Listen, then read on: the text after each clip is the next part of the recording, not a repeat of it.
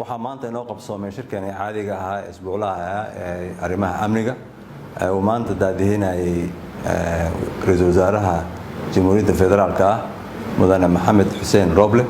ay ka soo qayb galeen dhammaan hay'adaha amniga iyo taliyaashooda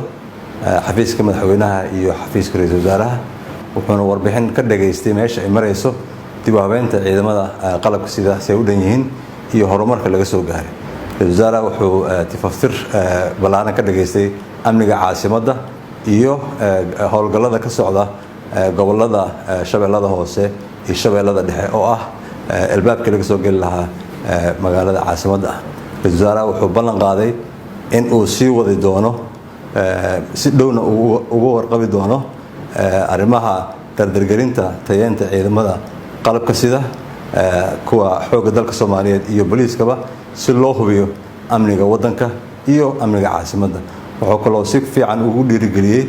in shaqadii la soo qabtay muddadii ay xukuumadda madaxweynaha uu ka yahay Maxamed Cabdullaahi Farmaajo in shaqadii la soo qabtay aysan marnaba u hakan karin waqtigan hadda lagu jiro oo wada guurka ah oo doorashada la gali doono ra'iisul wasaarahana uu si dhow ula socon doono arrimaha dardargelinta ciidamada qalabka sida